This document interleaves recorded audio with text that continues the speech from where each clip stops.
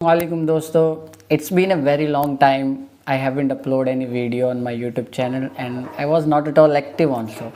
And you know that I have tried 75 day hard challenge and I could do only 45 days and I couldn't complete it and there is a certain reason.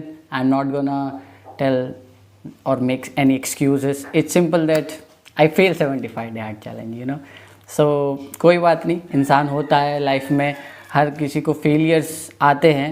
सो उसके बाद मैंने decide करा, ये मैंने Instagram से एक बहुत ही amazing चीज़ मंगाई है और ये मेरे लिए लाइफ चेंजिंग चीज़ होने वाली है। अल्लाह ताला ने मुझे हिदायत दी है और मैं इसके आपको अनबॉक्सिंग करके दिखाऊंगा और इसे पूरा बताने वाला हूँ। सो वीडियो में कंटिन्यू बनी।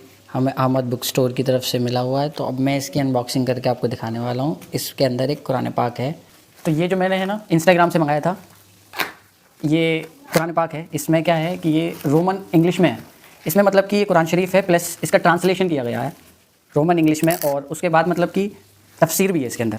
तो इसको पूरा अनबॉक्स करते हैं हम और मैं आपको पूरा दिखाता हूँ। इसमें माशाल्लाह पैकेजिंग अच्छी की हुई है और बिल्कुल बहुत सेफली मुझे ये आज ही रिसीव हुआ था।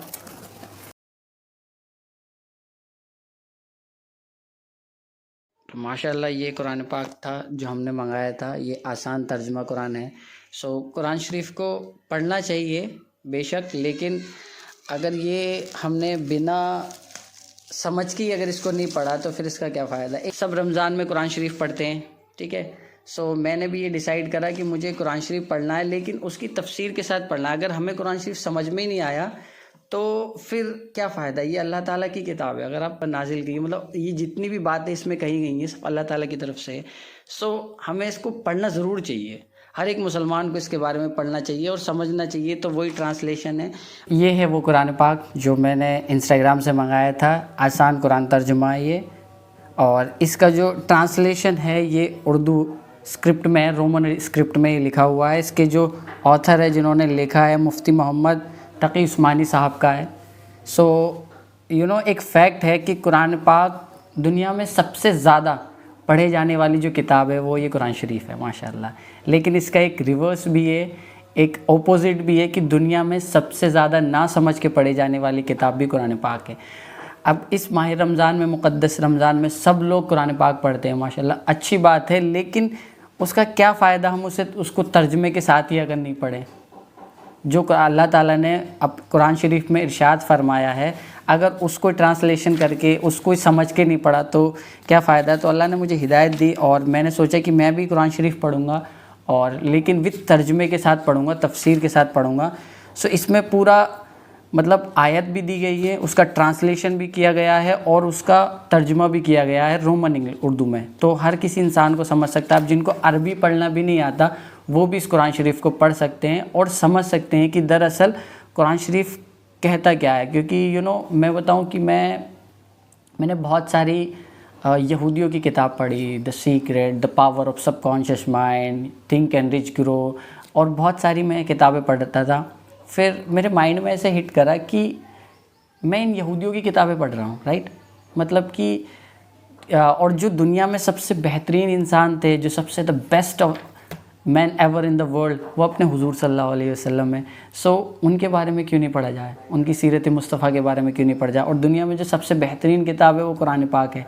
सो इसको क्यों नहीं पढ़ा जाए। तो अल्लाह ताला ने मुझे हिदायत दी और मैंने डिसाइड करा कि मैं अब ये इस माह रमज़ान में जितने भी दिन रह गए हैं उनमें ये कुरान शरीफ पढ़ूँगा इंशाअल्लाह, पूरा तफसीर के साथ। जो मतलब मेरी हिदायत रहेगी, मैं तो कोशिश करूँगा आप लोगों को भी ज़्यादा से इसके बारे में थोड़ी बहुत इस्लाह कर सकूँ।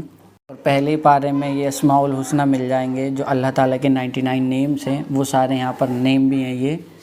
और फिर उसके बाद आसान तर्जुमा कुरान ये है। ये सूरह फातिहा, इसका तारुफ दिया गया है, ये रोमन उर्दू में है, तो स्क्रिप्ट में। अब जैसे ये यहाँ पर अरबी में भी लिखा हुआ है बिस्मिल्लाहिर्रहमानिर्रहीम, और फिर यहाँ पर इंग्लिश में भी लिखा हुआ है बिस्मिल्लाहिर्रहमानिर्रहीम।